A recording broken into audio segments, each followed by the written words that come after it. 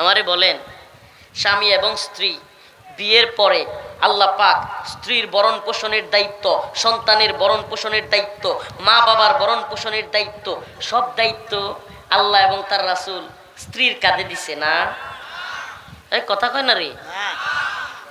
এই পুরুষ মানুষ কিছু বুঝতেছেন না তো? পশ্চিমা এজেন্ডা বাস্তবায়ন হইতেছে।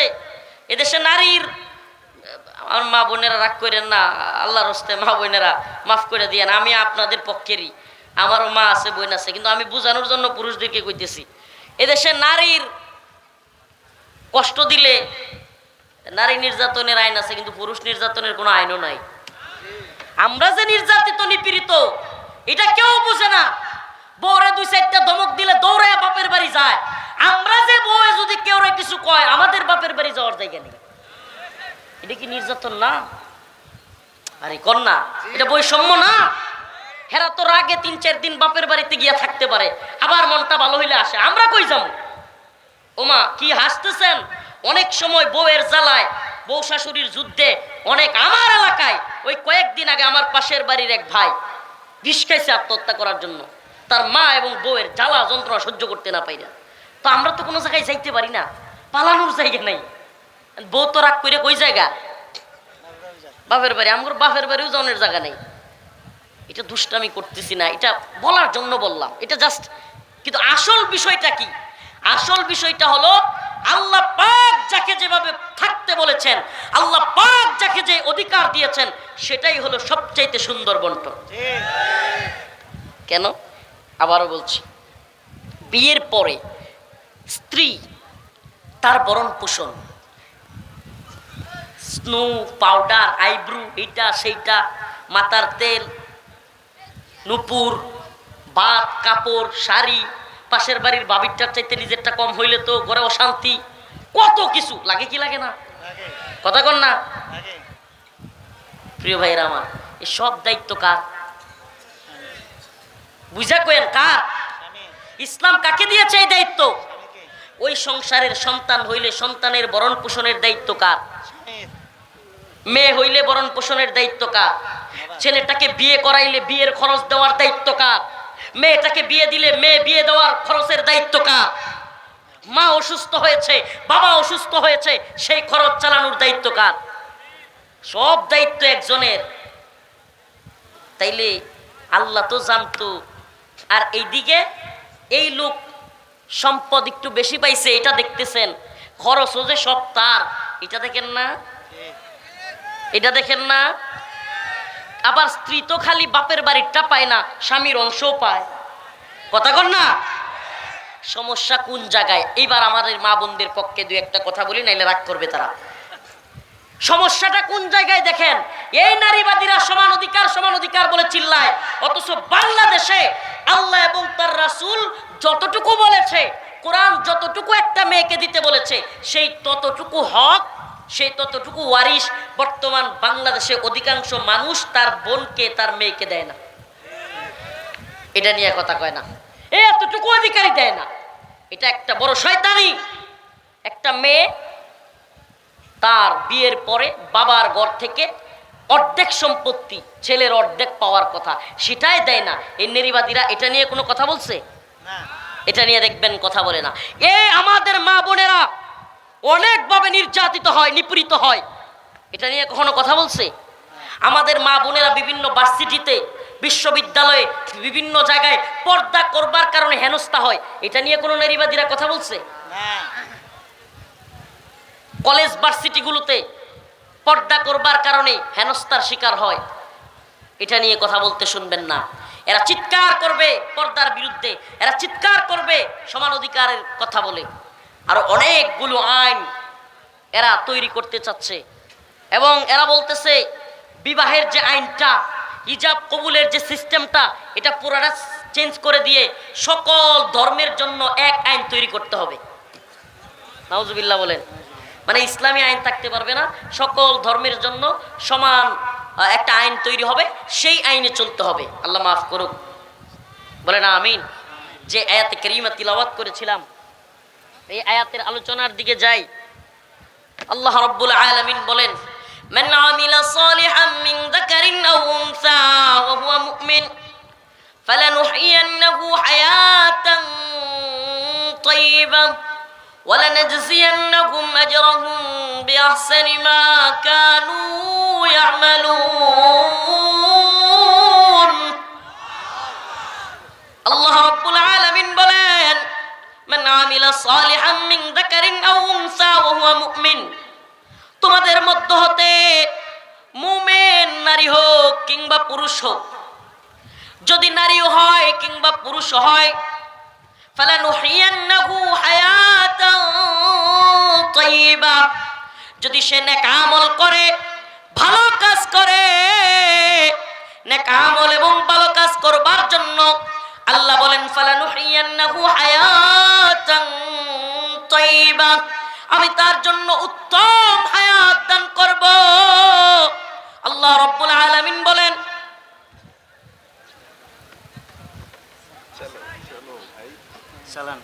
আল্লাহ রাব্বুল আলামিন বলেন, মান আমিলা সালিহান মিন যাকারিন আও উনসা ওয়া হুয়া মুমিন, নারী হোক কিংবা পুরুষ হোক, যদি ঈমান আনে, ঈমানদার হয়, আল্লাহ রাব্বুল আলামিন বলেন অবশ্যই অবশ্যই তাকে আমি নেককার হায়াতে তয়্যিবা, সুন্দর জীবন তাকে দান করব। সুবহানাল্লাহ বলে। আল্লাহ পাক কি এখানে নারীকে আলাদা কোনো ভাগ করছে? আল্লাহ কি বলছে যে আমি পুরুষকে শুধুমাত্র ভালো উত্তম জীবন দান করব, নাকি নারীকেও সাথে বলছে? এই কথা বলবেন না, না বুঝতেছেন না? আমি ছেড়ে দিব। হুজুর চলে আসছেন আলহামদুলিল্লাহ। হযরতুল আল্লাম মাওলানা আব্দুল খালেক শরীয়তপুরি হুজুর চলে আসছেন। হুজুর কথা বলবেন, আমি ছেড়ে দিব। জাস্ট আপনাদেরকে শেষ পয়েন্টটা বুঝিয়ে দেওয়ার জন্য, আলোচনাটা আর লম্বা করতেছি না। হুজুর চলে আসছেন, জাস্ট একটু বোঝার চেষ্টা করেন। আল্লাহ পাক নারী এবং পুরুষকে ভাগ করেন নাই।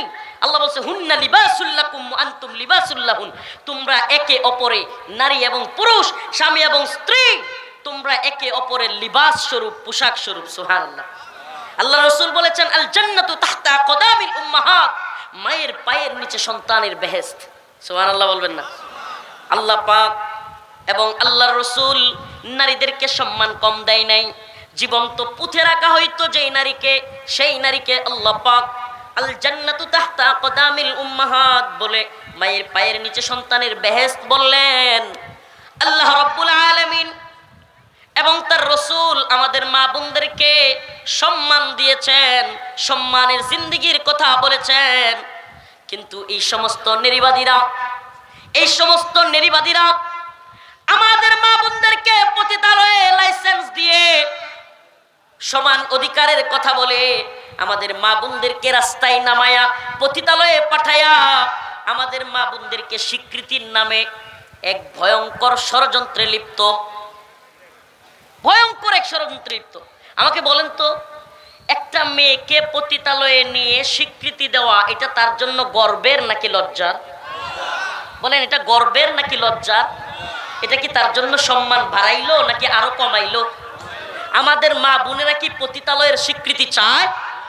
আমাদের মা বোনেরা যদি পতিতালয়ের স্বীকৃতি না চায়, তারা যদি একটা শব্দ নিয়ে খুব আপত্তি শুরু হয়ে গেছে।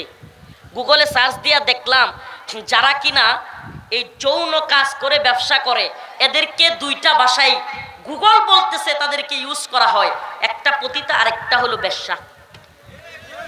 এই শব্দ নিয়ে এইবার নারীবাদীরা খুব চিৎকার চেঁচামেচি শুরু করছে, হাই হাই আমাদেরকে কি বলে ফেললো।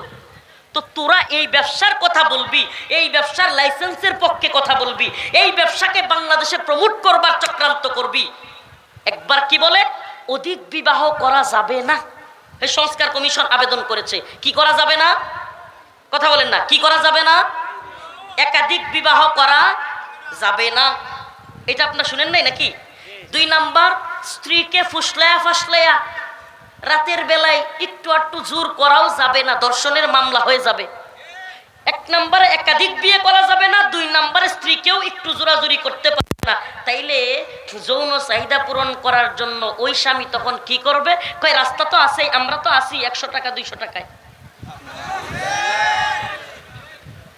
ভাই আপনি বলেন না, আপনি হালকা জোরও করতে পারবেন না, স্ত্রীকে একটু বুঝানোর জন্য, খুশি করবার জন্য স্ত্রী আপনার নামে ধর্ষণের মামলা করে দিবে। আপনি একাধিক বিয়েও করতে পারবেন না।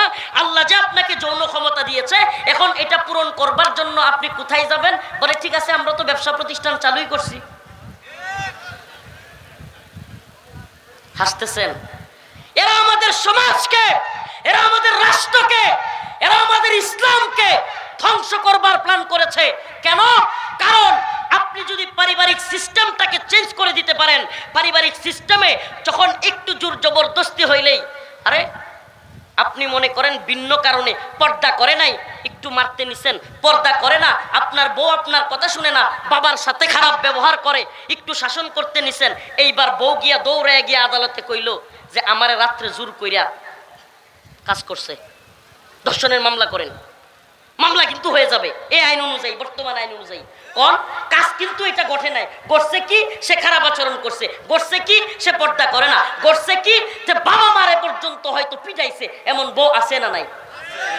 তো আপনি কিছুই বলতে পারবেন না। কেন? সে বলবে আমাকে দর্শন করছে। দর্শনের সংজ্ঞা কি? দর্শন হইল স্বামী হোক আর যেই হোক, জোর কইরা করা যাবে না, সর্বোচ্চ সে যখন অনুমতি দিবে তাইলেই করতে হবে। প্রিয় ভাইরা আমার, বন্ধুগণ আমার, এক ভয়ঙ্কর চক্রান্ত। আমরা আগেও বলেছি, আবারও বলছি, আমরা পাকিস্তানের গোলামি মানি নেই, আমরা ইন্ডিয়ার গোলামি মানি নেই। আওয়ামী লীগ এবং হাসিনা ভারতের গোলামি করতে গিয়া বাংলাদেশে ইসলাম বিরোধী আইন প্রণয়ন করতে চেয়েছিল, আমরা দিল্লির গোলামকে দিল্লি পাঠিয়েছি। যদি কেউ আমেরিকার গোলামি করতে চায়, বাংলার জমিনে ইসলাম বিদ্বেষী আইন তৈরি করে চায়, দিল্লির গোলামকে লাথি দিয়া যেমন বিদায় করেছি, আমেরিকার গোলামকেও আমেরিকায় পাঠানো হবে। বাংলার জমিনে ইসলাম বিদ্বেষী তৎপরতা চলতে দেওয়া হবে না।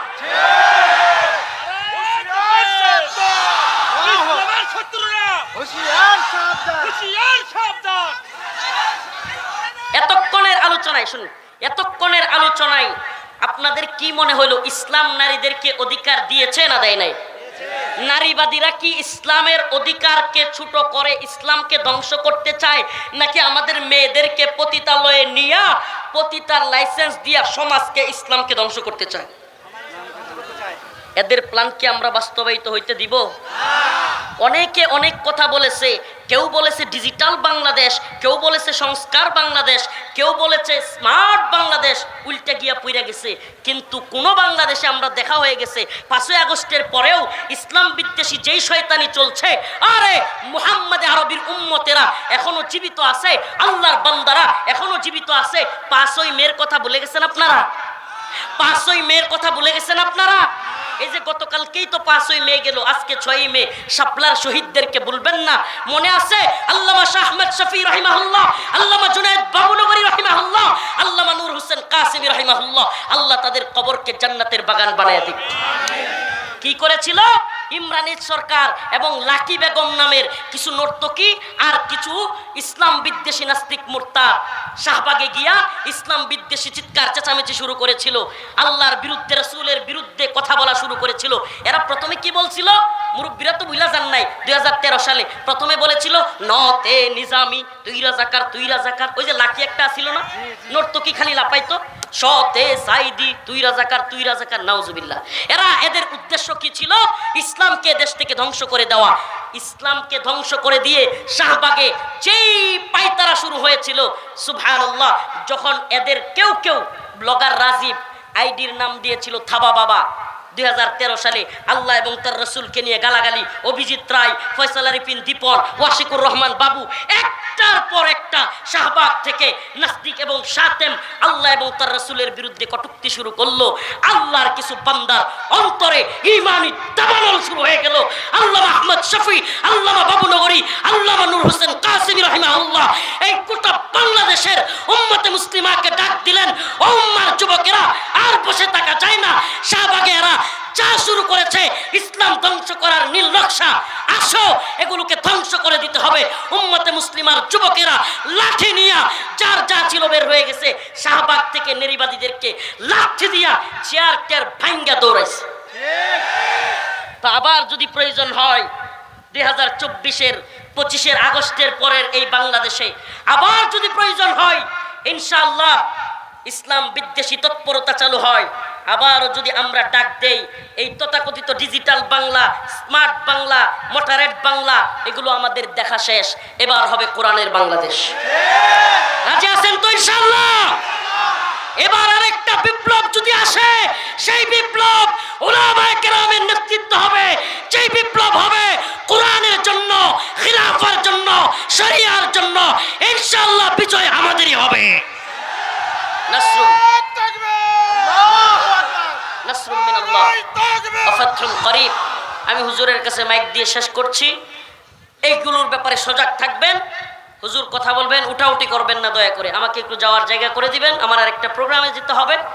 আপনারা উঠাউটি করবেন না। হুজুর সুন্দর কণ্ঠে আপনাদেরকে আলোচনা শোনাবেন। আসসালামু আলাইকুম ওয়া রাহমাতুল্লাহি ওয়া বারাকাতুহু।